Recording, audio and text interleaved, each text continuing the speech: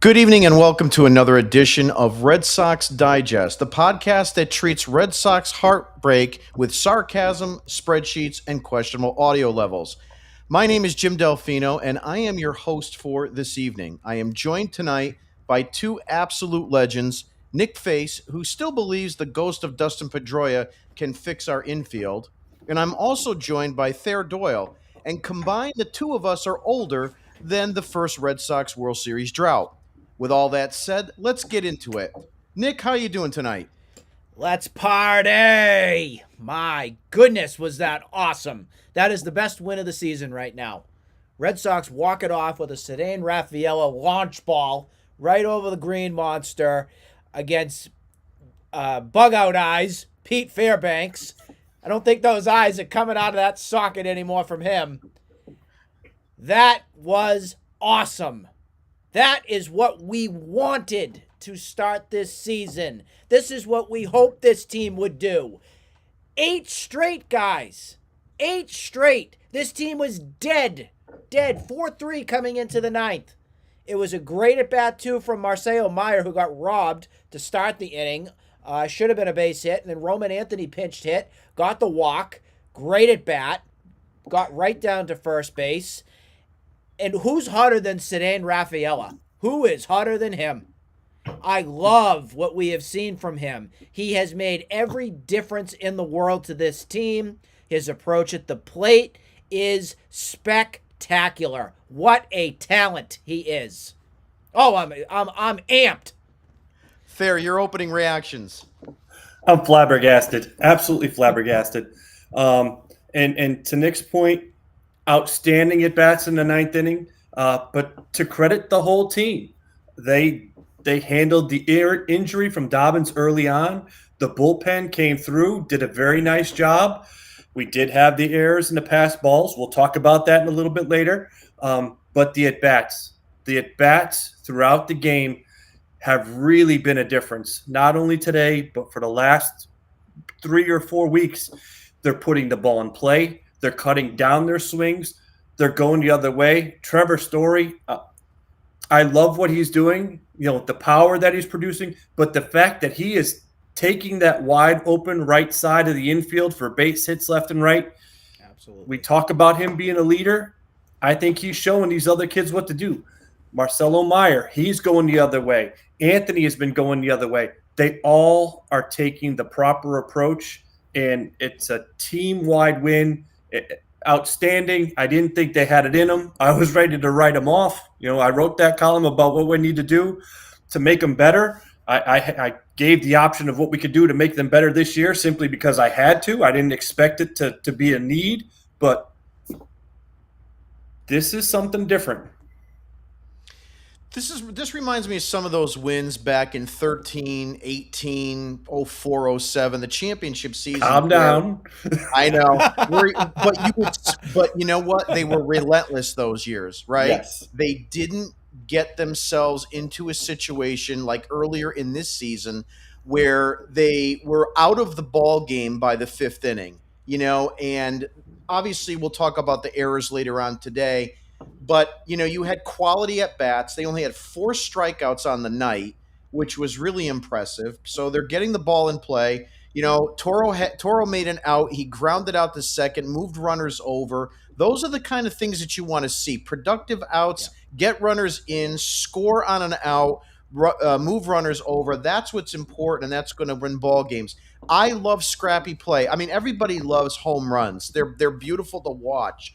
But when you can get doubles and you can drive in runners and get sacrifice flies and just do all the intangibles, that's what really makes an impressive ball game and a fun ball game like you saw tonight.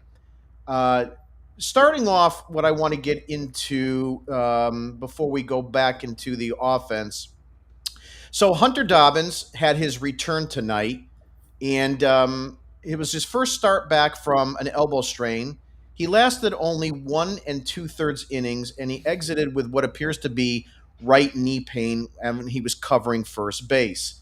He allowed 1 earned run on 27 pitches, and he looked kind of uncomfortable throughout the outing.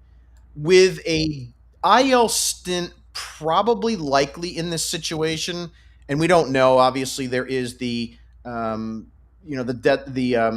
All-Star break coming up next week. But does this fast track Tanner Houck back into the rotation? Thayer, I'm going to start with you. What are your thoughts on Dobbins and what it could mean to the rotation? And where do we go from here for this rotation moving forward?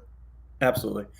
First, we never want to see an injury. However, if it's going to happen 2 days before the All-Star break, I think the team will be able to handle it for a while. I do think Houck is probably the leader in the clubhouse to fill his spot, with Harrison possibly being the other option. I think for the next week or so, both of them are still down in Worcester. It's probably going to be a battle between the two of them to see who pitches the best. I don't think Houck has been all that effective in Worcester. I haven't followed it too much, but I think he would be probably the first choice for the organization to get it done. But thankfully, we do have some time right now. With the way it's going to be set up with the All-Star break, he's your fifth starter. Right now, the fifth starter is the person you're not going to have to worry about him until sometime probably Tuesday, of 2 Tuesdays from now. So we have some time to figure it out. We have some time to fix that sort of situation. And heck, maybe it's, a certain pitcher in Minnesota who is pitching today. He might be ready to go if they decide to make a move. Yeah, we'll discuss that a little later on today. Nick Face, I want to get your reaction. Same question. Hunter Dobbins down. Are you concerned? What is your way to fix that quickly? I know where you're going to go with it, but I'd like to hear you out. I think we need to find out a little bit more information. I don't think Cora's going to give out too much during his post-game press conference on what the next step is here for Dobbins. I think they're going to check it out, see what's going on with the knee. Could tonight coming out of the game be more precautionary? That could be the case here. I will back on Thayer's also point here is this is the most prime time for a fifth starter of sorts to go down. You're not going to need that fifth starter for quite some time right now. This might not even need to be a DL stint or an IL stint until we know more information. Richard Fitz just went down to Worcester. There is one option that definitely is in a person that could slot in right there. And then, of course, Tanner Houck. And now I'm looking at Tanner Houck as more of a bullpen piece, not as a starter. I don't know what the Red Sox philosophy here is going to be with where they want Houck to go. But let's not forget, when Houck started this season, it was a disaster. He was worse than Walker Buehler, 100%. And they kind of put this IL stint together for Tanner Houck because he was just that bad. I think they just wanted him to go away. So was he really hurt? Was he not? Was he mechanically not right? Was he mentally not right? That would be more of my guess on why he went in witness protection program for 2 months? Something like that. I don't really know yet on what they're going to do with Kyle Harrison. I know you said that might be one of the options. I have not liked anything that he's done in Worcester so far to say that he's ready to come up here and do something here for this team. Could he come up here and be okay? Sure. Does he have a little bit of a track record? I would say a little bit in the National League with San Francisco. I do think, though, on this depth chart, I do think that they're going to look at Richard Fitz first, then Tanner Houck, depending upon the role. I think if Houck is going to come back and the Red Sox want him as a starter, I think that's probably going to be number one option. Then it's Richard Fitz. Then I think they look at Kyle Harrison and then try and figure out what happens with the trading and everything here. But right now, I got to tell you guys, I don't really know if I want to pull off a trade to get rid of one of the outfielders right now. If we're going to get a Joe Ryan type, and we talked about this on the previous pod, I'm more inclined to do a Christian Campbell or something of a Richard Fitz type or other pieces that are in Worcester. I kind of like this, how it's going right now. I know it's a little bit of logjam, but I like it. You can never have enough good guys. That's obviously the situation. But, getting back to this situation with Dobbins, to both your points, he is their number 5 starter. We can't really worry until we have to worry. And I don't know how much that worry is because, again, he is your 5th starter. The simplest thing is just to plug Richard Fitz into that. And quite frankly, that doesn't bother me so much. I mean, his last outing was fine. I think he was just the victim of, having an option so that they brought him down to kind of just move things around a little bit. And who knows, Dobbins, this outing without Dobbins today could have been a showcase. I mean, we don't know. I mean, we don't know what the trade deadline acquisitions or what's been talked about, any more than we did, last week. So there could be something to that as well. We don't know, but until we really have to worry about it, we will. Moving right along, I want to talk about, pretty much the early part of the game. We had some sloppy baseball the earlier in the game, and the defense coughed up one error, 2 wild pitches, and the Rays wound up scoring 2 runs. And it looks like it was going to hold up until that 9th inning. And I was actually going to be talking about that tonight, that we lose because of sloppy play and errors. And this is what the Red Sox tended to do early on in April and May. It doesn't change the fact that they lead the major leagues in errors, and their fundamentals are really poor. So, starting with you, Nick, explain to me what you saw. Break it down in terms of, was this just a situation? I saw Thayer's talk in the in our chat, and he brought up some really good points. But just for you first, what did you see, and what were you thinking when those plays happened? Well, the biggest thing I was thinking when that 9th inning was, I was saying to myself, boy, those pass balls didn't happen. We could have had a game here. I just think it was mental more than anything. I am worried a little bit here with the catching. Carlos Navarez has been awesome, don't get me wrong, but we don't have a backup catcher. Carlos Navarez has another second half here to go, and I just think that it's fatigue. I'd put a fatigued Carlos Navarez behind the dish every day if I have to choose over Connor Wong, but this team doesn't have anything. We don't even have any depth right now in Worcester that's like, okay, we're just going to put this guy up here, we'll be fine. We don't. That's the biggest thing right there. Red Sox got very lucky too with Bernardino. He kept him in the game. I will say, with giving this team length. I did not expect that from Bernardino, but it comes with the territory here. We know what Bernardino's going to do. He's like he's like a one-trick pony. You know exactly what you're going to get every time he's out there. He could be wild, he could be erratic, he could go all over the place, and then he could give you length like he did tonight. I don't know why Alex Cora does this with Bernardino. It drives me crazy. I hate it. But you know what, guys? Got the job done tonight.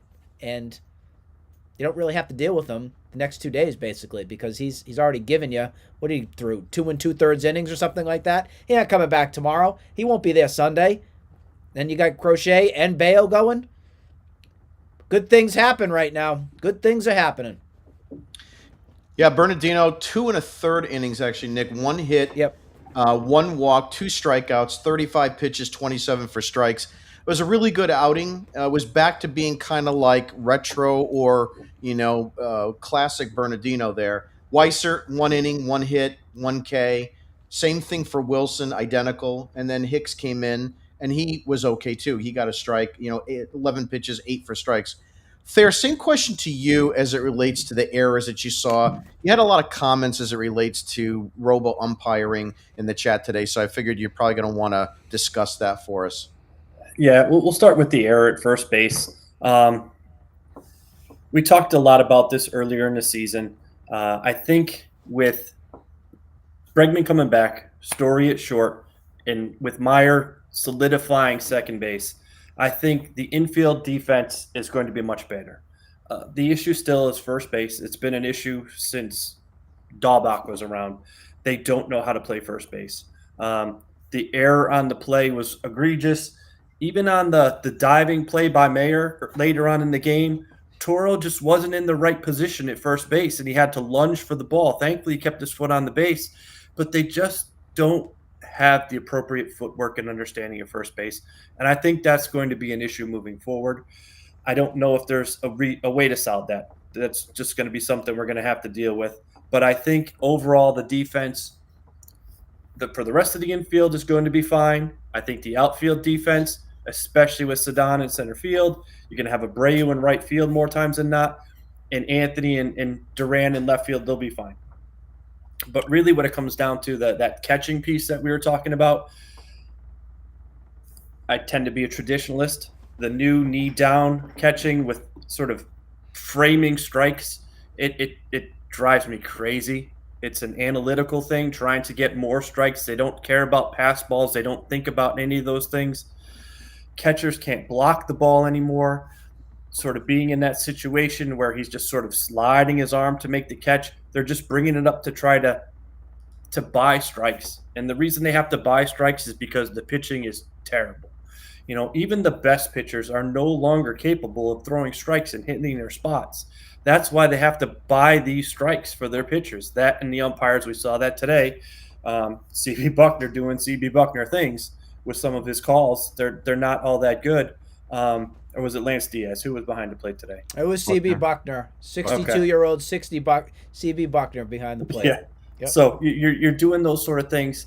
I don't like the idea of having robo umpires, but simply to go back to catching the right way and blocking balls so they don't have to fool these people behind them. Good gracious, please, today. Yeah, some great points there. I mean, I'm a traditionalist, so I do like umpire. I like the human element. I do. I don't want to turn the game into just a video or a stat analytical sheet. And I'm just afraid that robo umpiring is going to create that. It's going to just turn it into a video game, and it's going to be a point where we lose more and more of the intangibles. And frankly, sometimes those things that go right or go wrong for us gives us talking points, something to scream about, something to, cheer about, and so forth. So I don't want to really lose that element. I had to kind of accept the challenges. I know we've got that in a lot of other sports. I don't tend to mind that too much. And the pitch clock, I think, is just fine. But the robo umpiring, I think, is going to bother me just a little bit. So it'll be interesting to see really where that goes. But I understand your point in it is that you lose kind of the ability to just be a catcher. And it all comes back to framing and, like you said, trying to buy strikes for your pitchers.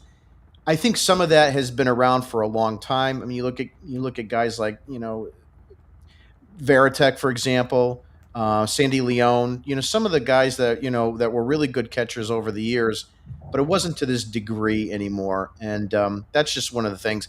I don't know if it's just that the umpires got to get better at their jobs. I don't know what it is, but maybe that's the answer. I don't know. Maybe get That's them to. Maybe get them to be a little bit better with their job. I mean, that would certainly, solve a lot of problems. Or, when you got guys like Buckner and some of the other ones that have been around forever, and they haven't been very good at their jobs, maybe they need to get on some kind of suspension or something like that until, they realize what they did wrong or whatnot. But again, there's a human element to that. So I don't know how that goes. Moving right along, Marcelo Meyer. So he drove in a run, had a double, and scored, contributing to 2 of Boston's 3 runs. He has seen his glove now at third and second, so he does have some versatility there. What are your thoughts? Is he going to be the second baseman moving forward? And when I say second baseman, I mean, is he going to be in 90 to 95% of these games? We're hearing some chatter now that Ceddanne Rafaela might see some time at second base. My take on that is this. While it's great to get as many offensive forces in the game, and if you're going to put Rafaela at second base, I better have great outfield offense along with good, solid defense if I'm going to move him in there. Is that the smart thing to do? Because I worry now that you're going to be seeing less good defense in center field by making that move. And we saw some of that happen last year when he had to fill in for Story. So, Thayer, to you first, what's your thoughts on Meyer, and what's your thoughts on, even Rafaela being at second? I'll start with Rafaela. No, No, period, the end. We saw last year when they were moving him around, he was not the same player offensively. He is in such a zone right now. He is comfortable. He is taking his at-bats the right way. Just please keep the man in center field. Allow him to get used to playing there, to be comfortable, and he's going to do what we saw today. I've been talking with you, Jim, for quite a while. And sort of you were going off on the 04, the 2013. Rafaela, at least right now, reminds me of 2014, 2015 Xander Bogaerts. Before he really started to develop power, when he came up with men in scoring position, he always moved the ball up the middle to the right side. Men on base, he was like clockwork to drive those guys in. And that's what we saw a lot of Rafaela doing last year, and he's doing this year. Prior to putting the ball over the wall for the walk-off, last night the big hit was a line drive up the middle into center field. Today, the big hit was a ball to the right side for a base hit. Please stop messing with this man. He is an outstanding center fielder. He is becoming a cog in your offensive wheel. Don't mess with him by bringing him into play second base just because he can, and just because as a front office you have neglected the ability to put a person who can play second base all the time. Now that'll bring me to Meyer. I think defensively he can play every day. Will he? No, because as good as his at-bats have been, he still struggles tremendously against left-handed pitchers in the major leagues. And he needs to develop that. But right now, we can't afford to allow him to struggle and develop at that position because we are in a pennant race. And they are sort of claiming it that they want to win. So he cannot play every day at second base and continue to go that route. Because unlike previous years where we had a lot of really talented professional major leaguers in that offense to carry it through, they don't. They have platoon guys. They have other young guys. They don't have the offensive weapons to carry someone who can't hit lefties. So I don't think he's going to be playing it. I think you're going to be seeing a lot of some sort of platoon with he and Romy, unfortunately. Nick Face, same question to you. I'm actually going to take it a step further. As Thayer said, I don't want to mess with Rafaela either, but I think it's going to come down to pure stubbornness from Cora and management. I think that's what this comes down to. Tomorrow, you will not see Alex Bregman in the lineup. I'm just letting you know right now. You will see Marcelo Meyer at third base. That's going to come down to what are we going to do tomorrow with second base? Well, you have a couple options. Option one is probably going to be Romy Gonzalez. Okay. Option two, you might see Rafaela if he's ready. Okay. And then it's a matter of who's going to play first base as well. Is tomorrow's starter for the Rays left-handed? Right-handed. No. Right-handed. So that gives you the knowing that it's probably going to be Toro Romy, Marcelo Meyer of sorts. You're probably not going to see – you're going to see more of the rotation again. So tonight Roman Anthony was off. So Roman Anthony, you know he's in the lineup. Ceddanne absolutely is in the lineup. Duran's day is probably tomorrow. So it's one of those things where because of what you have with so many outfielders and injury, obviously with Bregman, we don't want to see that re-injured. You're going to have to figure out ways of managing everybody here in the best way possible for the team. I don't love putting Rafaela at second base, and I'm really nervous about what this does mentally for him. I think he's tough enough, and he has plenty of grit and everything, and it'll be fine. But this guy is rolling right now. I would so much rather prefer Jarren Duran to play second base right now. I really would. But the team won't do it. I would rather mess with Duran than I would with Rafaela. Just how it is. So I think we're going to see a lot of tinkering here, and it makes me very uneasy. That's my word of tonight, uneasy. And to your point, just real quick, Jim, with Crochet pitching tomorrow, he's not a ground ball pitcher. So the second baseman is not going to be that crucial defensively. He tends to be more of a fly ball strikeout pitcher. So Rafaela needs to stay in center field tomorrow. So I don't like the Rafaela to second base rumors that I'm hearing. If anybody remembers me talking last year, many people were down on him offensively and wondering if he was even going to be a good offensive player at all. And the one thing I said over and over and over again, and I can be quoted on it, I don't worry about his offensive production last year. I said, it'll come. I said, but this poor kid is a rookie. He has to learn how to play shortstop, the tendencies of batters. Am I covering second? Are you covering second? In center field, again, a rookie, brand new in the league, trying to learn these players, the tendencies. Do I need to shade to right field, left field? All these different things are play acting during this situation when you are trying to learn and be good at two positions. The fact that he has been this season the center fielder and there's been no screwing around with him, I think you're seeing him becoming more comfortable because he knows he doesn't have to learn other positions, and the offensive production is coming through as a result of that. I don't think there's any other way to deny that. So if you're going to go ahead and start screwing around and Red Soxing these players, which the Red Sox love to do, you're going to see a problem. And if that hinders him offensively, we have no one to blame but Breslow and Cora. So I hope it doesn't happen.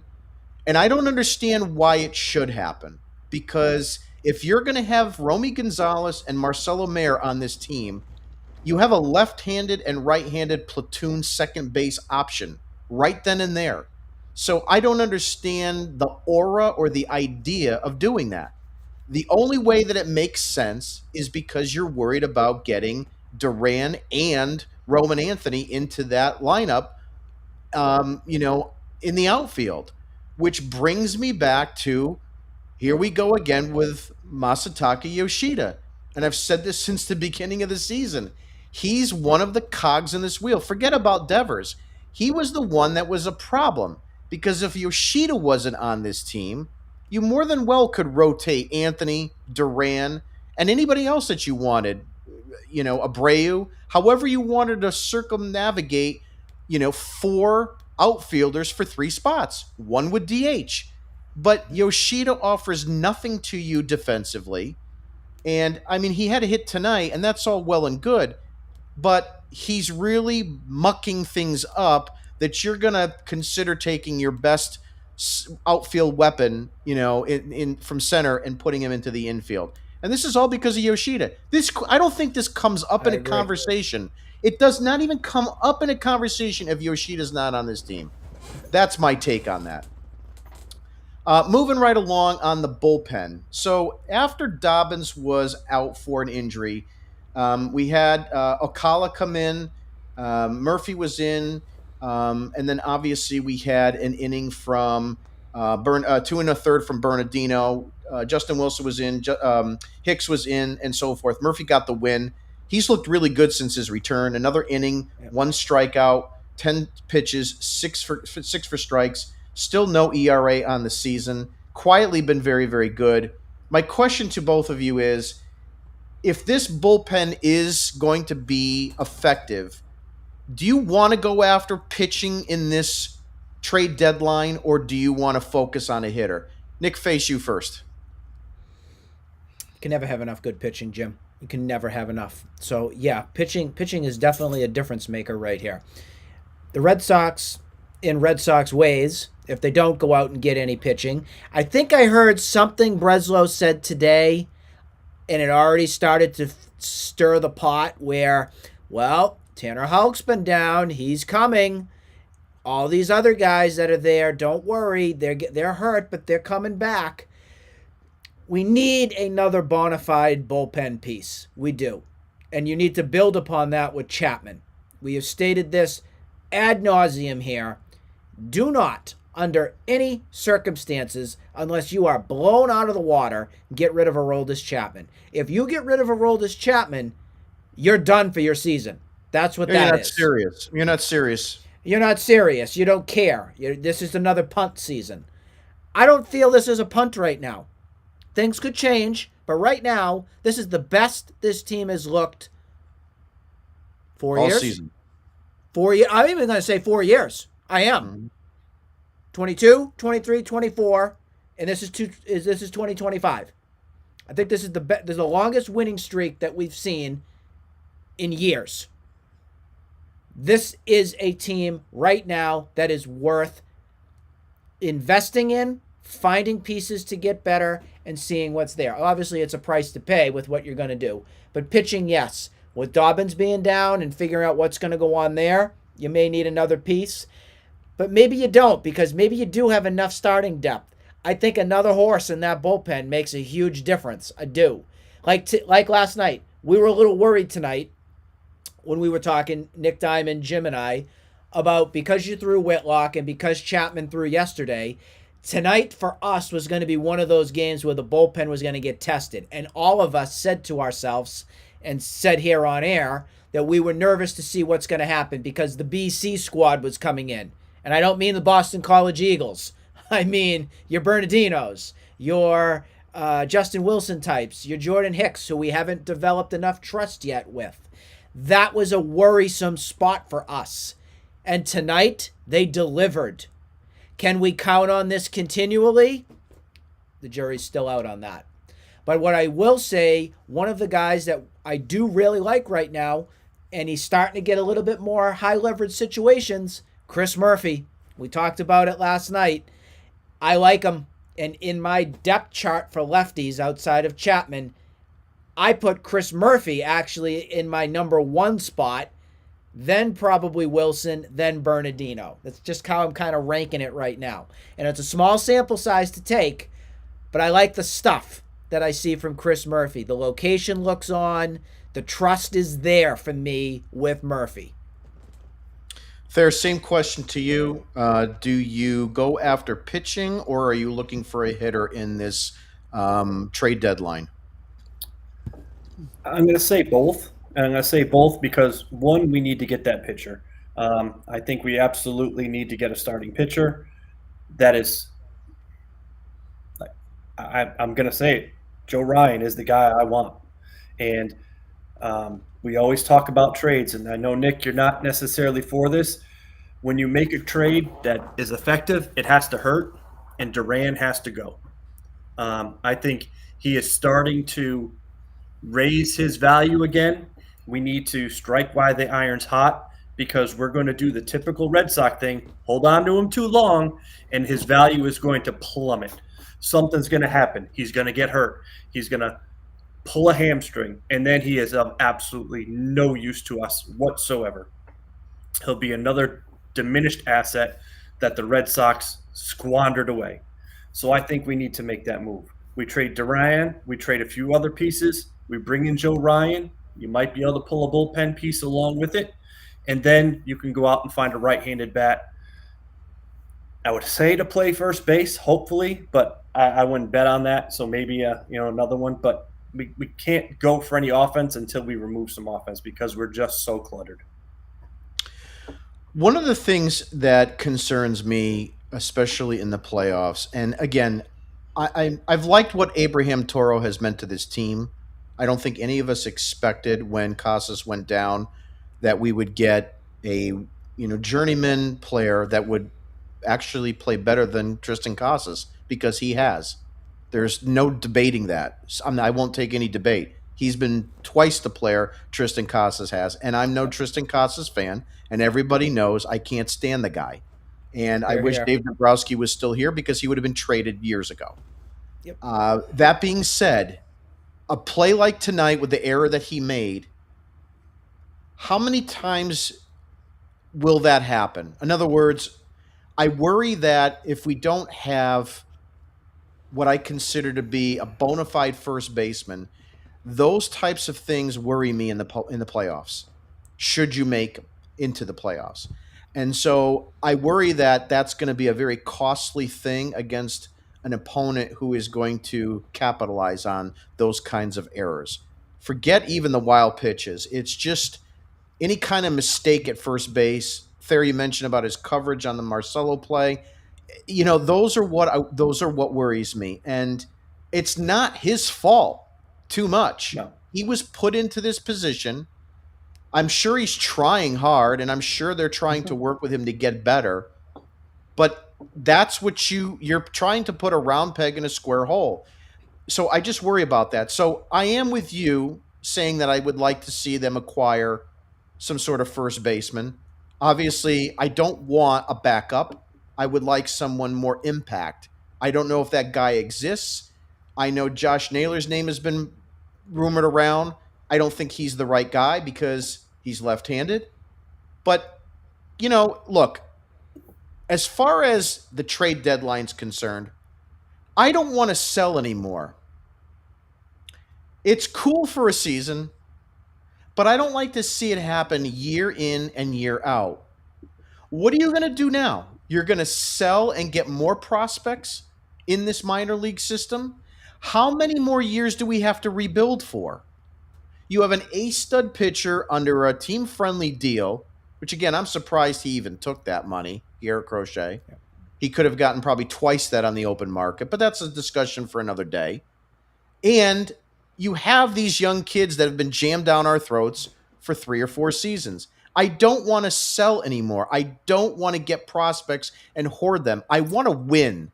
I want to get into the playoffs, and I want to win. And if I don't make the World Series this year, and I don't win the World Series this year, that's okay. But guys like Ceddanne Rafaela, Marcelo Meyer, Roman Anthony, Wilyer Abreu, Carlos Narvaez, I want to see them get playoff experience, because what that's going to do is kind of do that 2014, 2015 thing again, where they get the experience, and then 2016 you're in the playoffs and you just go from there. That's what I think needs to happen. So I want to see them get that kind of exposure.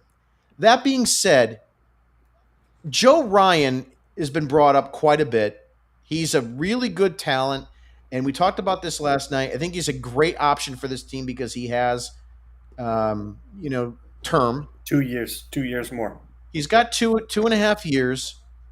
I like that idea because you're not just getting a rental. I just don't understand what the Twins would want Jarren Duran for. He's not a guy that you would consider. I mean, he's 29 now, right? So he's not a prospect anymore. I just don't get what he does for them if they're in a rebuilding mode. And I'll add into that, if you were able to do something where you extended that deal, is it possible that your bullpen piece, could you get Johan Duran from the Twins and do a package deal of Ryan and Duran? Nick Face, you first.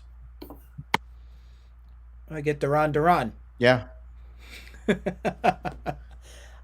Jarren Duran's not going to be a Twin. He's just not. It's not going to happen. I think realistically, if Duran is gone, it's going to be with San Diego. We've heard the rumblings. They apparently really want him that badly. And there was talk today, the Red Sox should hold out for Tatis and all this. That's not going to happen either, folks. So get out of your fairy tale land. What makes sense if it goes to San Diego? A name is Dylan Cease. Hasn't had a great season. Don't know if I love that. But that's at least another arm that could be some sort of a starting point. I just feel that the Red Sox, as a team, chemistry-wise, if they ripped Duran off of this team, because we know that he is a beloved figure in that clubhouse. He's not having a very good season. I want to make sure that's stated right off the beat here. He is not. And tonight was a bad night yet again. There needs to be a spark that's lit under Jarren Duran to ignite this second half for me to feel okay with keeping him right now. I keep going back and forth like a seesaw. Do I keep him today? Do I want him traded tomorrow? Well, after seeing tonight's game, I'm going to listen again. I'm listening to see what else is out there if you're going to take Jarren Duran away. This team is, again, on its highest point right now in their season. If San Diego calls right now, or the Twins call right now and say, hey, what's it going to take? And Jarren Duran's name comes in there. This clubhouse is going to be a mess, and the fan base is going to be very ticked off, especially after what you just had with Devers. And by the way, I have to say it. I don't miss Devers. I'm going to say it right now. I don't. I don't miss him. I don't miss him. But I do like Joe Ryan. I want to make sure I say that to you, Thayer. I do like Joe Ryan. I would love Joe Ryan here on my team.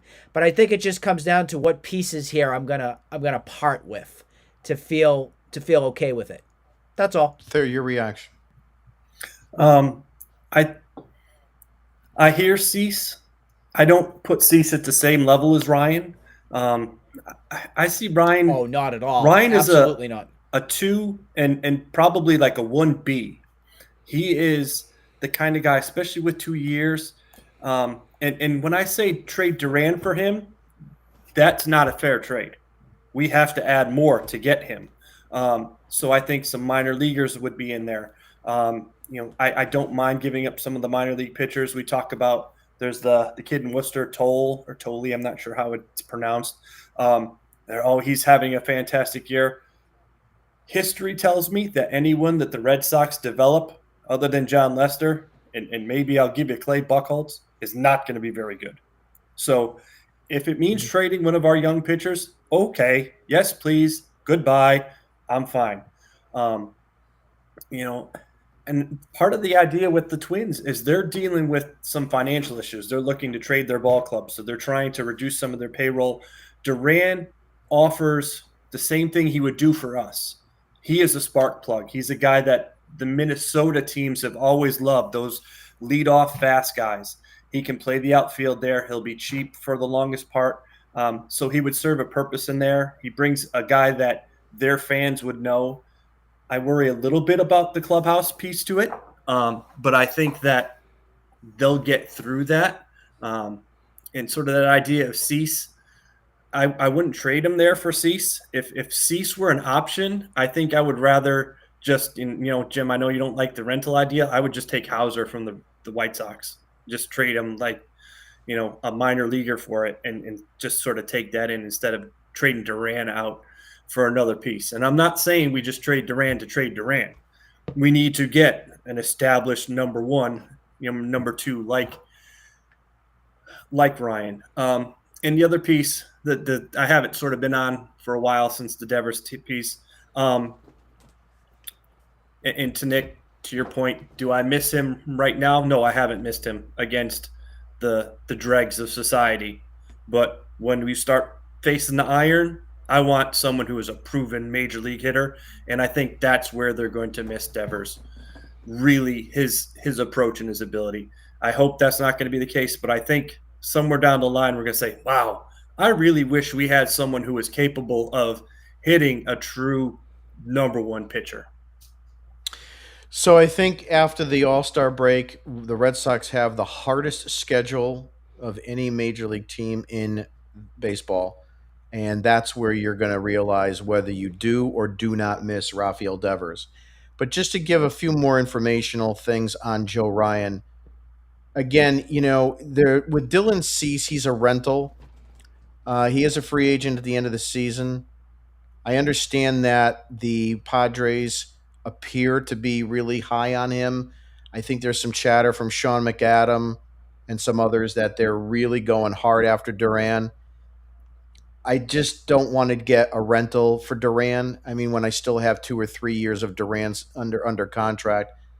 Joe Ryan or a guy that's similar, if someone is out there that I don't know about, and it's a surprise, but it's of his caliber, and he has term, I would make that trade in a heartbeat. I don't understand why Minnesota would want him, but if there's other guys in the deal and they're just taking Duran to sweeten the pot, that's fine. If it's centered around Tolley, if it's centered around Richard Fitz, Hunter Dobbins, if I have to give up 2 of those pitchers and Duran and maybe either the password, whatever it might take, I'm doing that because anytime that I think you have an opportunity to pick up a really good quality pitcher and not just an ace, but you have to go ahead and you have to try to make that happen because you look at Garrett Crochet. What do you want? You want to trade with me for him? What do you want? Choose. It's like the Karate Kid when he showed him all the cars. Choose. Same thing with anybody else. Chris Sale's available. Oh, he is. Oh, okay. What do you want? Okay. Pedro's available. Really? Okay. What do you want? Here's my laundry list. Choose. And that's what I would do because starting pitching of good caliber doesn't grow on trees. And I've always been high on what Theo Epstein always has said: draft and develop position players and either trade or sign pitching. And he's been right more than most people have. So that's how I would attack this trade deadline. But at the end of the day, my closing argument: I do not want to trade for prospects, and I do not want to give up on this season because I'm tired of losing. That said, any closing remarks there? We'll start with you. Yes, we need to win this series. We have played 2 outstanding games against Tampa. We have Crochet. We need to score runs tomorrow. We need to win this series. So splitting it is going to be a loss. We need to come out of this. We talked about the idea of coming out of this intense 10-game series 8-2 minimum. I'm thinking we have to come out of it 9-1 now. Nick, same question to you. Your closing thoughts. We were talking last night that tonight was going to be a loss, and then we were hoping it would go 3 or 4. And now we actually have an opportunity to sweep the Rays to head into the All-Star break. That's just amazing. It's amazing to even have to say that. You got Crochet going tomorrow. The biggest thing that you need to look for him is, again, getting his approach back. Getting him on track to not have to finesse and not have to shake off catchers and all this jazz. It's going to be a test here, rather, to see what happens with Crochet. Get him back on track, and then finish off on Sunday with a solid Bayo start. We'll be in great shape. To be 10-0 in your last 10 games going into the All-Star break is so wonderful, but the cynic Red Sox fan in me worries about the second half because it would be typical for them to be 10 wins in a row and then come out of the gate 0-4, or something stupid like that. So I worry about that. It's just me and my typical cynical Red Sox because I've been following this team for way too long. Just real quick, Nick, to your comment the other day, I'm sorry. Game's at 4:00 tomorrow. You're going to see Connor Wong catching Chris Sale. You will. That's going to suck. Hold on one second. Well, that just takes the sail out of the wind out of my sail. I don't want to see Connor Wong ever again. If that's another trade option that we could investigate, is just a DFA Connor Wong and pick up a backup catcher. Maybe if we. I'll be happy with that. I'll be 100% happy with that. If we kill the Rays, maybe Danny Jansen's available again. You never know. But that's going to wrap it up for tonight. I'd like to thank Thayer and Nick for being on with us. Please subscribe to our digital newsletter on RedSoxDigest.com. We have articles just about every day, recaps of the games before, the night before, and then also, too, we have a weekly publication called Red Sox Digest Weekly. And we also have a new product, which is Fenway. I keep getting the name wrong. But it goes back to the 70s, and we'll do some things in the Fenway flashback. I can't get that word, and I created there you it. Go. But in any event, I think it's so cool. But in any event, it's been a really good history lesson. If you like the history of the Red Sox or have some interest in it, to kind of recap some of those great memories, that's a great read as well. So I'd like to thank everybody again for being on. Please go ahead and listen to this again on Apple, Spotify, Substack, or wherever you get your podcasts. Have a great night, everybody, and go Red Sox. Let's sweep this sucker. Good night.